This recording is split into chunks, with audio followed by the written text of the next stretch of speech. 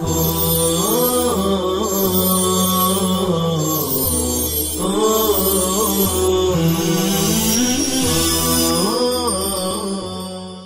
اللہ الرحمن الرحیم الحمدللہ رب العالمین والصلاة والسلام علی سید الانبیاء والمرسلین محمد وعلی آلہ واصحابہ اجمعین اما بعد۔ عزیز طلبہ کرام، گزشتہ سبق میں ہم نے کتاب الکفالہ، کتاب الوکالہ یہ تفصیل کے ساتھ پڑھ لیا ہے۔ اب آگے ہیں کتاب الحوالہ۔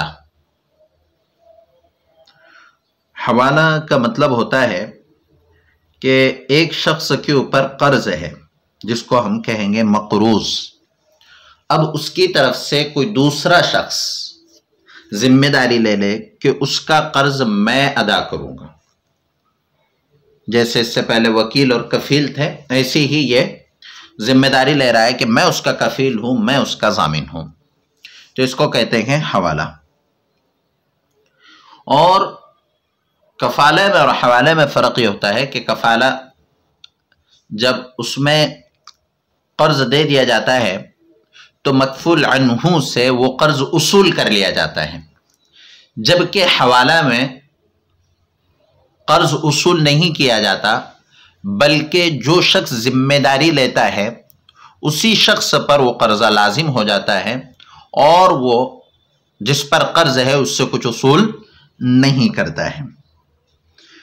اور اس میں قرض چونکہ پھیر دیا جاتا ہے، حوالہ کر دیا جاتا ہے دوسرے شخص کی طرف، اس لیے اس کو حوالہ کہتے ہیں۔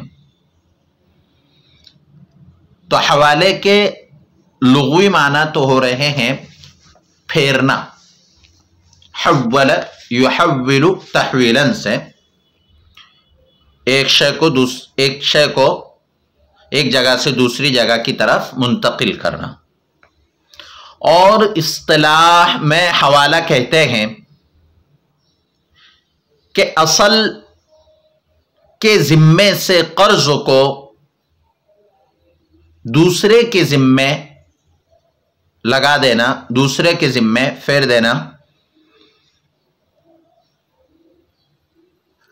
جیسے کتاب میں اس کی تعریف موجود ہے حاشیے میں، عبارت عن تحویل الدین من ذمت الاصیل الى ذمت المحال علیہ علی سبیل التوثق به، اعتماد کے لیے دین کو اصل کے ذمے سے محال علیہ کے ذمے پھیر دینا۔ تو کتاب الحوالہ میں جو مسائل ہم پڑھیں گے وہ قرض اور اصل جو مقروض پر قرض ہے وہ دوسرے کے ذمے لگا دیے جائے۔ اس باب میں ہمیں 4 الفاظ کی ضرورت بہت زیادہ پیش آئے گی، بار بار وہ الفاظ کہے جائیں گے۔ نمبر 1 محیل، نمبر 2 محتال، نمبر 3 محتال علیہ، اور نمبر 4 المحال بھی۔ اب محیل کسے کہتے ہیں؟ تو محیل کا مطلب ہے مقروض، جو اصل ہے، جس پر اصل قرض ہے۔ المحیل وهو الذي عليه الدین الاصلی، محیل وہ ہے جس پر اصل دین ہو، یعنی جو مقروض ہو۔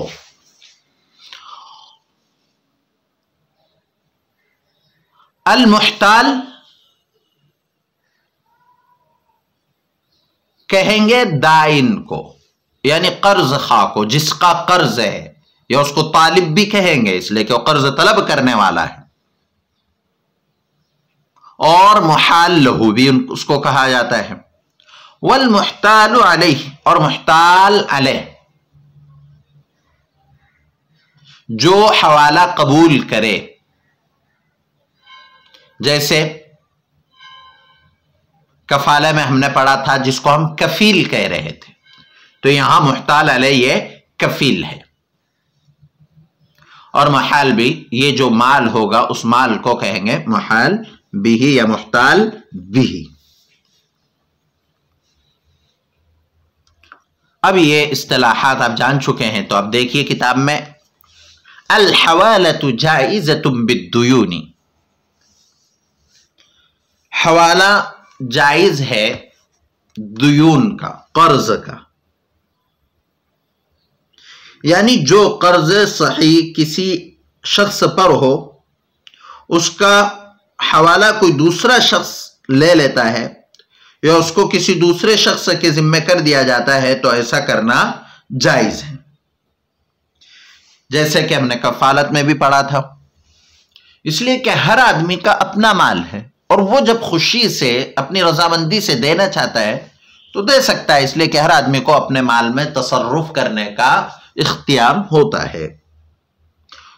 تو الحوالۃ جائزۃ بالدیون، حوالہ جائز ہے دیون کا، قرض کا، یعنی کسی شخص پر قرض ہے تو اب اس کا حوالہ کوئی دوسرا شخص لینا چاہے تو بالکل لے سکتا ہے۔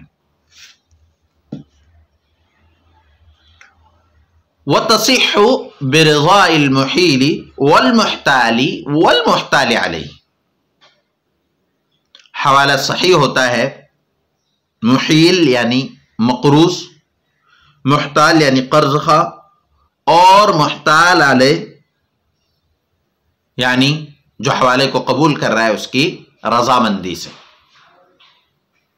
حوالے کے صحیح ہونے کے لیے ان تینوں کا راضی ہونا ضروری ہے۔ محیل کا تو اس لیے کہ وہ مقروض ہے اور اس پر اصل قرض ہے، تو جب اس پر اصل قرض ہے تو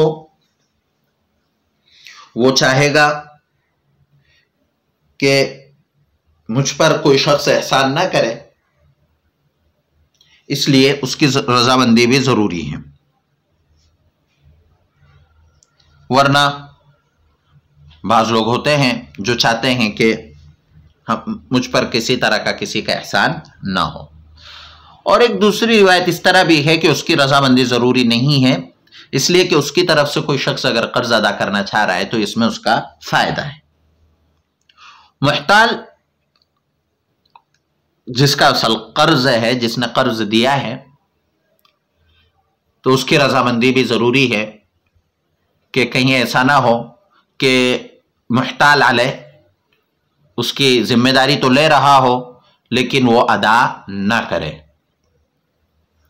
اور محتال علیہ اس کی رضامندی ضروری ہے، اس لیے کہ اسی کا مال ہے اور کوئی بھی شخص اپنی رضامندی کے بغیر کسی دوسرے کو مال نہیں دے سکتا اور کوئی دینا بھی نہیں چاہتا، اس لیے محیل، محتال اور محتال علیہ تینوں کی رضامندی ضروری ہے۔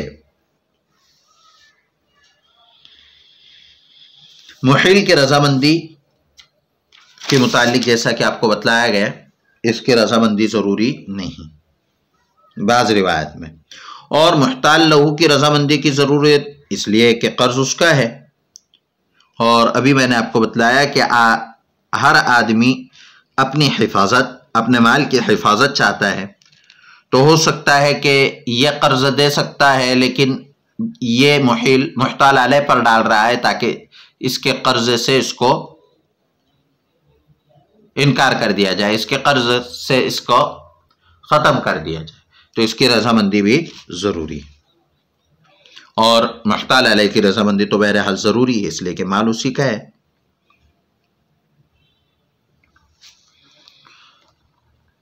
وَإِذَا تَمَّتِ الْحَوَالَةُ بَرِئَ الْمُحِيلُ مِنَ الدُّيُونِ، اور جب حوالہ پورا ہو جائے تو محیل یعنی مقروض دین سے بری ہو جائے گا۔ وَلَمْ يَرْجِعِ الْمُحْتَالُ لَهُ عَلَى الْمُحِيلِ إِلَّا أَن يَطْوَى حَقُّهُ،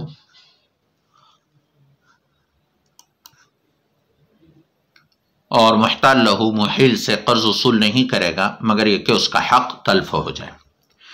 اب دیکھیے جیسے کہ ہم نے پڑھا حوالہ دین کا جائز ہے، یعنی قرض کا حوالہ جائز ہے۔ اب محیل، محتال اور محتال علیہ کی رضامندی سے حوالہ صحیح ہو گیا۔ اب جب حوالہ صحیح ہو گیا تو اب یہ معاملہ محیل اور محتال کا نہیں رہا بلکہ محتال لہو اور محتال علیہ کا ہو گیا، اور جس پر اصل قرض ہے محیل، وہ اب سائیڈ ہو جائے گا۔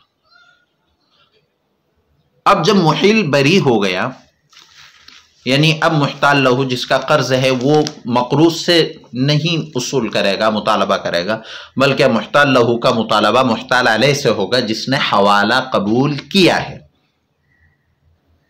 اسی لیے تو حوالے کی ضرورت بھی پیش آئی ہے کہ محیل کو پریشان نہ کیا جائے، لہذا اب محیل بری ہو جائے گا اور محتال لہو اور محتال علیہ کا معاملہ رہے گا، مگر الا ان يتحق، اس کا حق تلف ہو جائے۔ مثال کے طور پر محتال علیہ اس کو مال نہ دے یا وہ انکار کر دے، تو اسی صورت میں اب محتال علیہ سے مطالبے کے بجائے وہ مطالبہ مقروض سے کرے گا، اس لیے کہ اس کا قرض ہے۔ اب جب اس کا قرض ہے اور وہ قرض اس کو نہیں مل رہا ہے تو وہ اصل مقروض سے مطالبہ کرے گا۔ واتوى عند ابي حنيفة رحمه الله بأحد الأمرين، إما يجحد الحوالة ويحلف ولا بينة له عليه، أو يموت مفلسا۔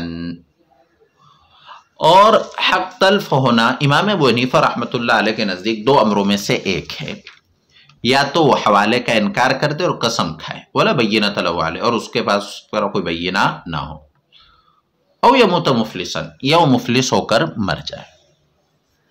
اب دیکھیں یہاں ہم نے دیکھا کہ محتال لہو محتال علیہ سے مطالبہ نہیں کر سکتا، محتال لہو محل سے مطالبہ نہیں کر سکتا مگر محتال علیہ سے مطالبہ کرے گا۔ اب محتال علیہ نے محتال علیہ سے مطالبہ کرنا ہے لیکن اس نے انکار کر دیا یا اس کا حق تلف ہو گیا، تو اسی صورت میں اب وہ محیل یعنی اصل مقروض سے بھی مطالبہ کر سکتا ہے۔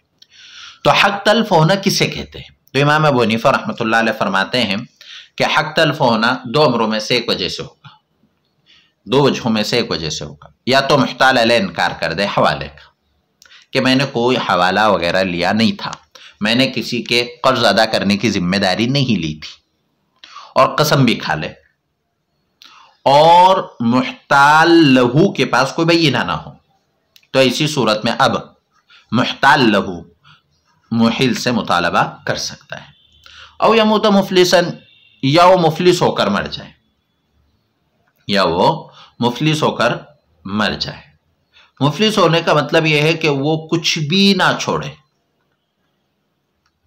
محتال علیہ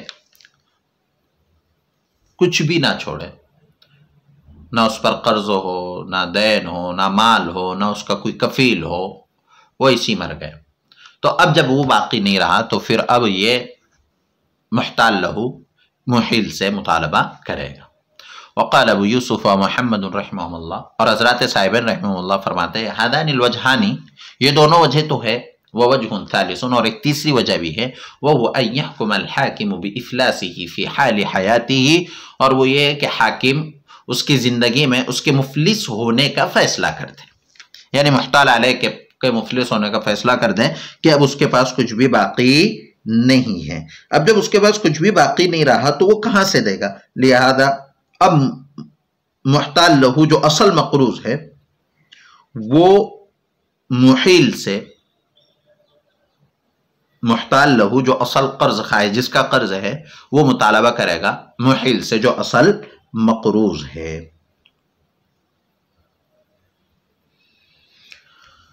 تو خلاصہ کلام ان تین سطروں میں یہ ہے کہ مقروض سے حوالہ ہونے کے بعد مقروض سے مطالبہ نہیں کیا جاتا ہے۔ جب تینوں کی رضامندی سے حوالہ ہو گیا تو اب مقروض بری الذمہ ہو جائے گا۔ اب معاملہ رہے گا محتال لہو یعنی جس کا قرض ہے اور جس نے حوالہ لیا ہے یعنی محتال علیہ کے درمیان۔ اب محتال لہو اور محتال علیہ دونوں کا معاملہ ہو گیا، محتال لہو محتال علیہ سے مطالبہ کرے گا، لیکن اگر اس کا حق تلف ہو جاتا ہے تو پھر وہ محل سے بھی مطالبہ کر سکتا ہے۔ تو حق تلف ہونا کسے کہتے ہیں؟ تو امام ابو حنیفہ رحمۃ اللہ علیہ فرماتے ہیں کہ دو وجہوں میں سے ایک وجہ، یا تو یہ کہ وہ حوالے کا انکار کر دے کہ میں نے ذمہ داری نہیں لی اور قسم کھا لے، اور محتال لہو کے پاس بینہ نہ ہو، تو اسی صورت میں اب وہ محل سے مطالبہ کرے گا. یا یہ کہ مفلس ہو کر، محتال علیہ مفلس ہو کر مر جائے تو پھر اس کا قرض باقی رہ گیا محتال لہو کا، تو محتال لہو محل سے قرض کا مطالبہ کرے گا. حضرات صاحبین فرماتے یہ دونوں وجہ تو ہے. ایک تیسری وجہ یہ بھی ہے کہ حاکم اگر فیصلہ کر دے اس کے مفلس ہونے کا اس کی زندگی میں، تو اسی صورت میں بھی وہ اس کا مطالبہ کر سکتا ہے محل سے. تو آج کا ہمارا اتنا ہی سبق ہے، اس کو آپ اچھی طرح سے سمجھ لیجئے. السلام علیکم ورحمۃ اللہ وبرکاتہ.